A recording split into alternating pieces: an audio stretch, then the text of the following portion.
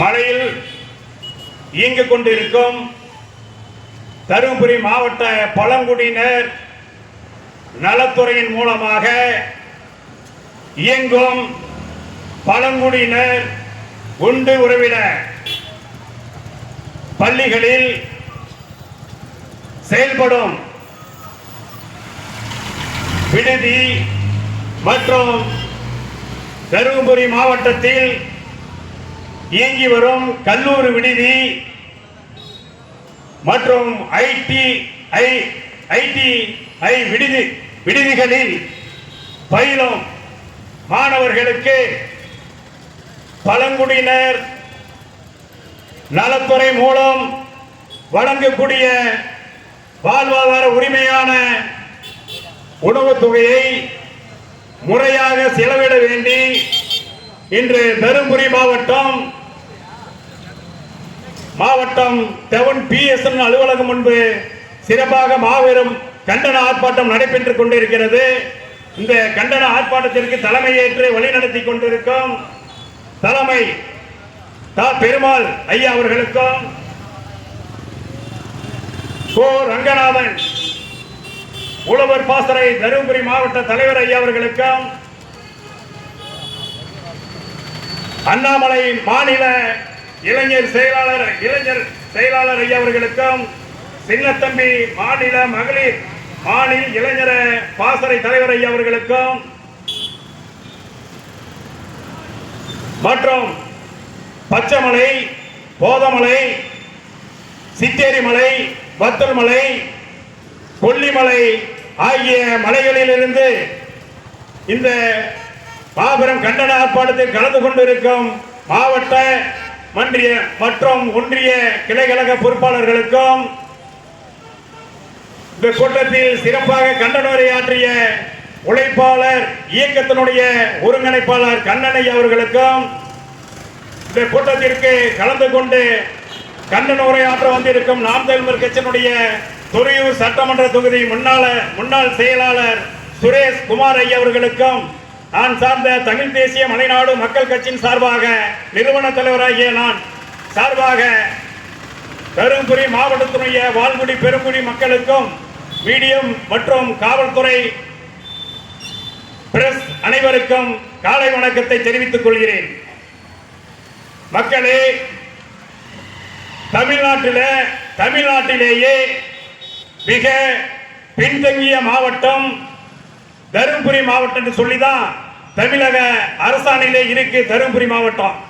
இந்த தருமபுரி மாவட்டத்தில் கல்வி, பொருளாதாரம் மற்றும் கலாச்சார பண்பாடு, இயற்கை, நீர்நிலை போன்ற அனைத்து துறைகளிலும் நம்முடைய தருமபுரி மாவட்டம் பின்தங்கிதான் உள்ளது.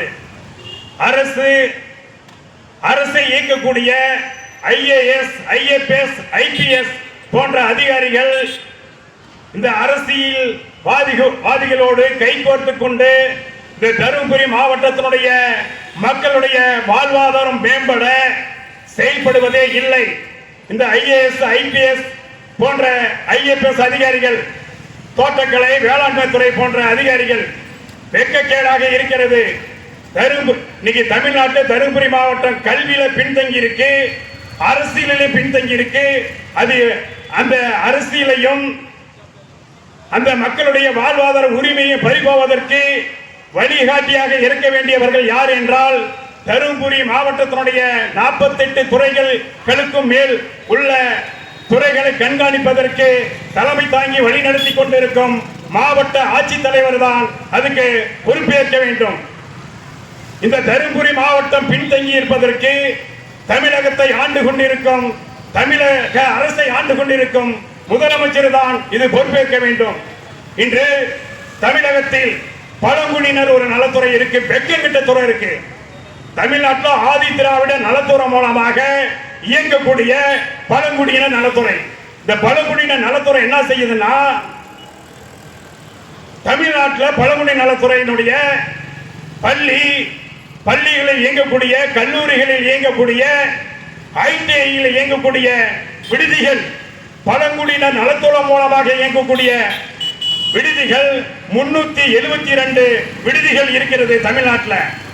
இதுல தருமபுரி மாவட்டத்தில் எடுத்துக்கிட்டீங்கன்னா 30க்கும் மேல 40க்குள்ள விடுதிகள் இருக்கிறது.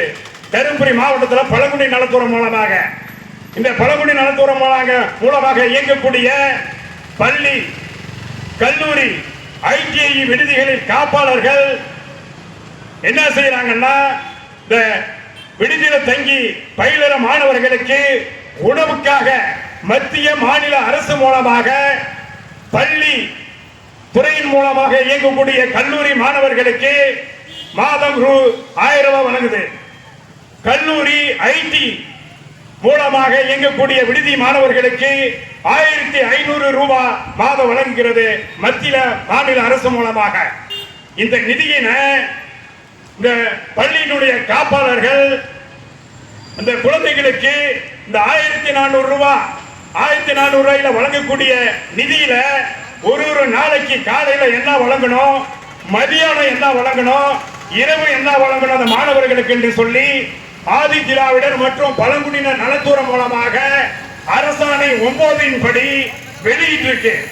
அந்த வெளியீட்டின் அடிப்படையில் இந்த மாவட்ட நிர்வாகம், அந்த பழங்குடி நலத்துறை திட்ட அலுவலர், தனி வட்டாட்சியர், தருமபுரி தனி வட்டாட்சியர், அரூர் தனி வட்டாட்சியர் மூலமாக தருமபுரி மாவட்டத்தினுடைய பழங்குடியர் திட்ட அலுவலர் மூலமாக அந்த பள்ளி காப்பாளர் மூலமாக அந்த மாணவருக்கு வழங்கக்கூடிய நிதியை உணவு முறையாக செலவிடாத அந்த அரசாணையின்படி எப்படி செலவிட வேண்டும், காலையில் என்ன வழங்க வேண்டும், மாலையில் என்ன வழங்க வேண்டும், மதியானம் என்ன வழங்க வேண்டும் சொல்லி அரசாணை வெளியிட்டிருக்காங்க.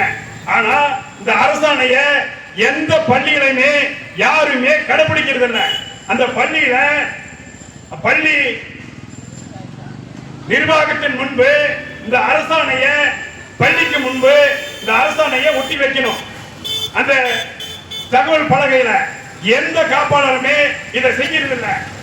அரசாணை என்ன 9 ஆதி திராவிடர் மற்றும் பழங்குடி நலத்துறை 24/1/2024 பள்ளி மற்றும் கல்லூரி மக்களே சிந்திச்சுக்காங்க. காலையில திங்கட்கிழமை காலையில அந்த மாணவருக்கு என்ன வழங்கணும்னா